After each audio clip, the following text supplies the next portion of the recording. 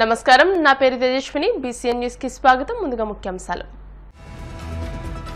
త్వరలోనే టీటీడీ పాలక మండలి నియామకం జరుగుతుందన్న మంత్రి ఆనం. బోర్డు నియామకంపై ముఖ్యమంత్రి చంద్రబాబు కసరత్తు చేస్తున్నారని స్పష్టం.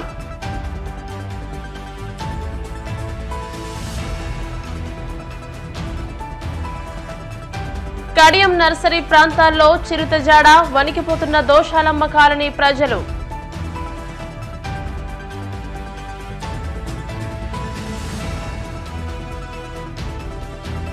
తిరుమల లడ్డు వ్యవహారంపై నంద్యాల జిల్లా పాణ్యం ఎమ్మెల్యే గౌరు చరిత కీలక వ్యాఖ్యలు.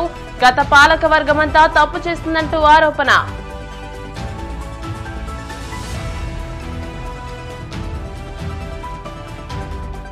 మంత్రి సుభాష్ మానవత్వం. సిమెంట్ తోరలో నివసిస్తున్న వారికి ఇళ్లు కేటాయించారంటూ అధికారులకు ఆదేశం. త్వరలోనే టీటీడీ పాలక మండలి నియామకం జరుగుతుందని మంత్రి ఆనం రామనారాయణ రెడ్డి వెల్లడించారు. తిరుమలలో మీడియాతో మాట్లాడుతూ బోర్డు నియామకంపై ముఖ్యమంత్రి చంద్రబాబు కసరత్తు చేస్తున్నారని అన్నారు. టీటీడీ పాలక మండలితో పాటు రాష్ట్ర వ్యాప్తంగా ఉన్న 27,000 దేవాలయాల పాలక మండళ్లను త్వరలోనే నియమిస్తామని ప్రకటించారు. లడ్డు వివాదం ముగిసిన అంశమని, తదుపరి సిట్ దర్యాప్తు నిర్వహిస్తుందని తెలియజేశారు. సిట్ నివేదిక వచ్చిన తర్వాత విజిలెన్స్ సిట్ నివేదికపై ప్రభుత్వం పరిశీలన జరిపి బాధ్యులపై చర్యలు తీసుకుంటుందని చెప్పారు. తిరుమల ఆలయంతో పాటు రాష్ట్రంలోని 7 ప్రధాన ఆలయాల్లో శాంతి హోమం, సంప్రోక్షణ కార్యక్రమాన్ని నిర్వహించినట్టు తెలియజేశారు. తప్పిదం ఎక్కడ జరిగినా తప్పిదమే. ఆ తప్పిదాన్ని చెవులతో వినినా, కళ్ళతో చూసినా, మాటలతో మాట్లాడినా కొంత అనష్టానికి దారితీస్తుందనే ఉద్దేశంతోనే 4 రోజుల పాటు అధికార యంత్రాంగంతో స్వయంగా రాష్ట్ర ముఖ్యమంత్రి గారు, మంత్రివర్గ సభ్యులు అధికారులతో సమీక్ష చేసిన తర్వాత ఈ తిరుమల ఆలయం యొక్క ఎగ్జిక్యూటివ్ అధికారి అయినటువంటి శ్యామలరావు గారు, అదనపు ఎగ్జిక్యూటివ్ అధికారి అయినటువంటి వెంకయ్య చౌదరి గారు అందరితోటి ఇతర అధికారులతో మాట్లాడి ఉన్నటువంటి నివేదికలను ఆధారం చేసుకొని ముఖ్యమంత్రి గారు ఇప్పటికే సిట్ని వేయడం జరిగింది. దాని కార్యక్రమం అది ఇంకా ముందుకు సాగుతుంది. ఎక్కడ ఏమి జరిగింది అనేటువంటి విషయం ఆ నివేదికలన్నీ బయట పెడతాయి. రాబోయేటువంటి బ్రహ్మోత్సవాల మీదే మా దృష్టి తప్ప ఈ జరిగినటువంటి చిన్న అపవిత్ర కార్యక్రమాన్ని నేను పవిత్రమైనటువంటి ఆలోచనతో ఆగమ పండితుల యొక్క నివేదికలతోటి, వారి సూచనలతోటి నిన్ననే మహాశాంతి యాగం చేయడం జరిగింది, శుద్ధి చేయడం జరిగింది. అన్ని రకాలుగా పవిత్రోత్సవాలను గతంలో చేశాం. మనం చెవులతో విన్నాం కాబట్టి తిరిగి మళ్ళీ శాంతి హోమాలు చేసి బ్రహ్మోత్సవాలకి అంకురార్పణ చేస్తున్నాం. కాబట్టి అన్నీ సజావుగా సాగుతాయి. స్వామివారి యొక్క అన్నప్రసాదం దగ్గర నుంచి లడ్డు ప్రసాదాలు, ఇతర స్వామివారికి నైవేద్యంగా ఇచ్చేటువంటి అన్ని ప్రసాదాలు కూడా ఏ గ్రేడ్ క్వాలిటీలోనే ప్రసాదాలు ఉండాలి. ఏ ఒక్కదానిలో కూడా తేడా ఉన్నా కూడా ఉపేక్షించమనేటువంటి విషయం ముఖ్యమంత్రి గారు ఇప్పటికే స్పష్టం చేయడం జరిగింది. అదేవిధంగా అధికార యంత్రాంగం కూడా ఇక్కడ పనిచేయడం. ఎలాంటి అపవిత్ర కార్యక్రమాన్ని తిరుమలలో జరగనివ్వం, జరుగుతుంటే మేము ఉపేక్షించం కూడా. ఇంకా ఇప్పటికే చాలా ప్రక్షాళన జరిగింది. అధికార యంత్రాంగం పూర్తి స్థాయిలో పనిచేస్తుంది. ముఖ్యమంత్రి గారి ఆదేశాలను తప్పకుండా పనిచేస్తున్నారు. ఇంకా కూడా చేయవలసిన కార్యక్రమాలు ఉన్నాయి. ఒక రోజులో సమూలంగా గతంలో జరిగినటువంటి అనేక మార్పుల్ని సరిచేసి ముందుకు తీసుకుపోయే ప్రయత్నం ఇవాళ జరుగుతుంది. ప్రధానమైన 7 ఆలయాలు ఉన్నాయి మనకి.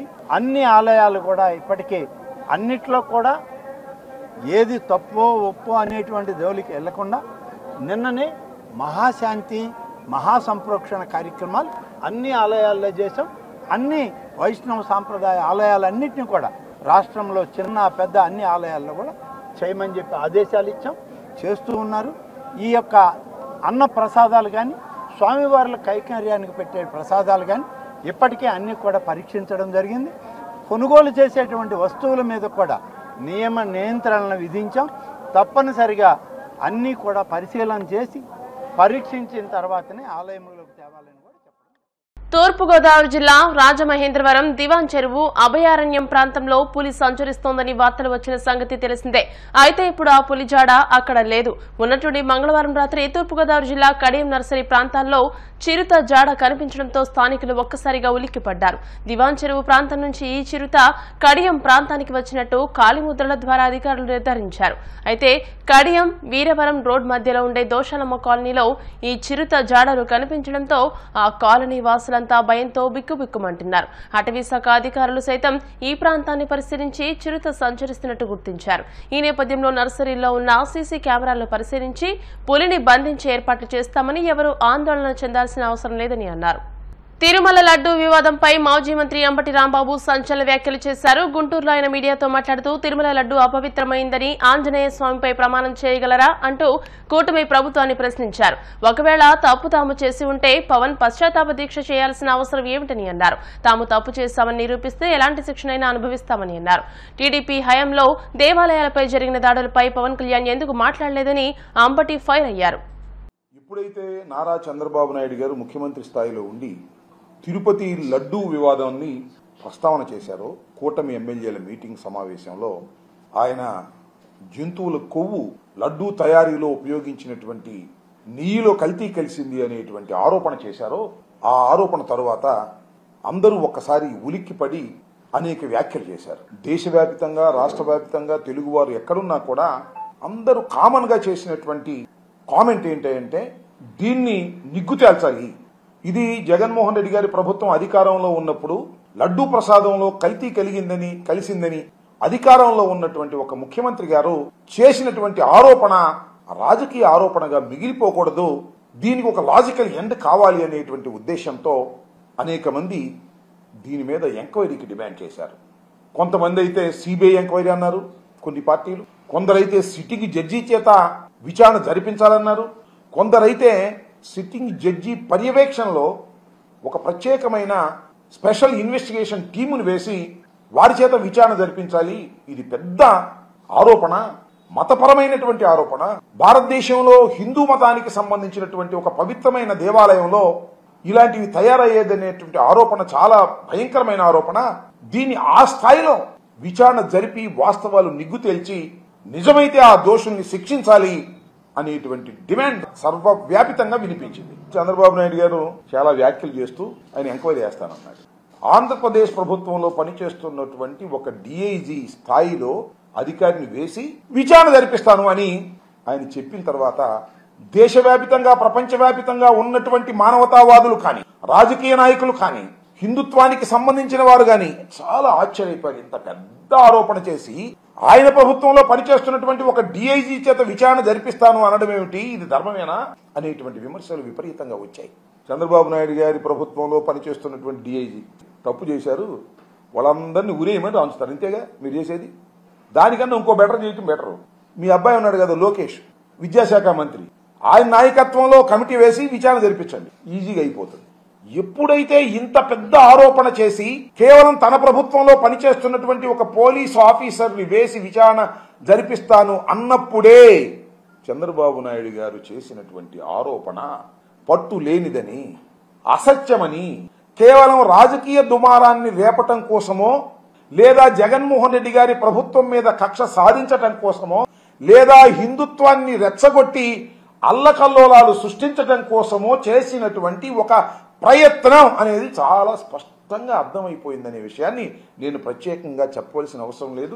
తిరుమలలో ఒక కార్యక్రమం చేపట్టారు, శాంతి యాగం. ప్రసాదం అపవిత్రమైపోయింది, ఆ అపవిత్రమైనటువంటి ప్రసాదానికి పవిత్రత చేకూర్చే విధంగా శాంతి హోమం చేశాము అన్నారు. ఎక్కడ అపవిత్రమైంది? లడ్డు ఏమైనా అపవిత్రమైందా? కల్తీనైతే ఎక్కడైనా వాడారంటే దానికి సమాధానం లేదు. అపవిత్రమైంది, హోమం చేసేద్దాం, హిందుత్వాన్ని రెచ్చగొట్టేద్దాం. దీనికి తోడు మళ్ళా పవన్ కళ్యాణ్ గారు, డిప్యూటీ సీఎం గారు ప్రాయచిత్త దీక్ష చేపట్టారు. ఆయన ప్రాయచిత్త దీక్ష మేము చేపడతాం, నిరూపించండి. ప్రాయచిత్తం అంటే ఏంటి? మేము తప్పు చేశాము, మమ్మల్ని క్షమించిన ఆయన అని కదా ప్రాయచిత్తం. ఒక మాటలో చెప్పాలంటే మేము కూడా చేస్తాం, నిరూపించండి అంటున్నా. నిజంగానే వైఎస్ఆర్ కాంగ్రెస్ ప్రభుత్వం అధికారంలో ఉన్నప్పుడు ధర్మారెడ్డి గారో, సుబ్బారెడ్డి గారో, లేదా కరుణాకర్ రెడ్డి గారి కాలంలో కల్తీ కలిసింది జంతు నూనె అని చెప్పండి, నిరూపించండి. నువ్వు చెప్తేనా? ఎవరు? చంద్రబాబు నాయుడు గారు చెప్తాను, లోకేష్ చెప్తాను, పవన్ కళ్యాణ్ గారు చెప్తాను మేము ప్రాయశ్చిత్త దీక్ష చేయాలి. నాకు అర్థం కాదు. రాజకీయంగా కక్ష పెట్టుకున్న మీరు నిరూపించండి, మేము ప్రాయశ్చిత్త దీక్ష చేస్తాం. మీరెందుకు చేస్తున్నారు నాకు అర్థం కాదా. పవన్ కళ్యాణ్ గారు ఎందుకు ప్రాయశ్చిత్త దీక్ష చేస్తున్నారు? మీరు తప్పు చేయలేదు కదా. ప్రాయశ్చిత్తం అంటే అనుభవించటం. మేము నిజంగా చేసి ఉంటే మీరెందుకు అనుభవించాలి? మేము అనిపిస్తాంగా. నిరూపించే శక్తి మీకు లేదు. ఇప్పుడైతే ఆరోపణ సరైంది కాదో హంగామా చేసేటటువంటి కార్యక్రమాన్ని మీరు చేసేటటువంటి ప్రయత్నం చేస్తున్నారు. తిరుమల లడ్డు వ్యవహారంపై నంద్యాల జిల్లా పాణ్యం ఎమ్మెల్యే గౌరు చరిత కీలక వ్యాఖ్యలు చేశారు. గతంలో టీటీడీ బోర్డు మెంబర్గా ఉన్న తన ప్రత్యర్థి పాణ్యం వైసీపీ మాజీ ఎమ్మెల్యే కాటసాని రాంభూపాల్ రెడ్డి టార్గెట్ గా ఆమె విమర్శలు గుప్పించారు.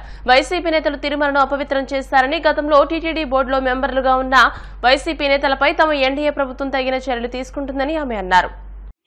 ఈ ప్రభుత్వం ఇన్ని రకాలుగా చేస్తా ఉంటే గత ప్రభుత్వంలో లడ్డులో కూడా జంతువులకు సంబంధించిన కొవ్వు నుంచి తయారు చేసిన నూనెను వాడినారంటే ఇంకా గత ప్రభుత్వం పాలకులు ఎలా ఉన్నారు, వాళ్ళు ఎలా పనిచేశారో దీన్ని బట్టి అర్థమైతా ఉంది.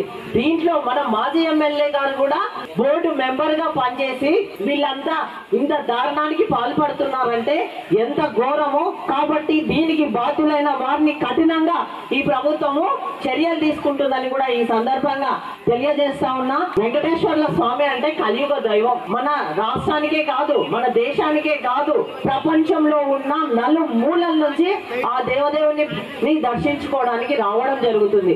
అది కూడా లడ్డు ప్రసాదం మనము దాన్ని ఇస్తూనే కళ్ళకద్దుకొనే మనము తీసుకోవడం జరుగుతుంది. అంత పవిత్రమైన లడ్డు ప్రసాదం తిరుమల ఖ్యాతిని అపవిత్రం చేసి అక్కడికి ఎవరూ వెళ్లకుండా చేయాలని జగన్ ప్రభుత్వం కుట్ర చేస్తుందని మాజీ ఎమ్మెల్యే బైరెడ్డి రాజశేఖర రెడ్డి ఆరోపించారు.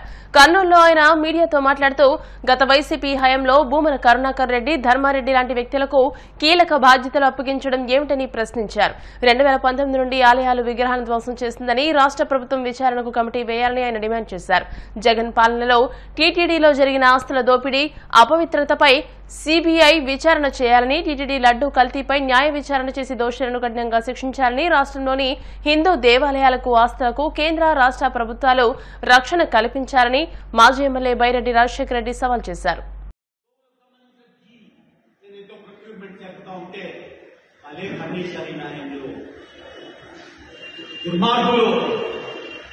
చెప్పమనండి, చైర్మన్ ఎవరెవరు పెట్టారు మీరు? అన్యమతస్తులను పెట్టారు మీరు. మొత్తానికి మొత్తం దేవునికి సంబంధించినటువంటి మొత్తం పట్టుకోపోయినారు మీరు. దాని మీద పెద్ద వెళ్ళిపోయింది కదా.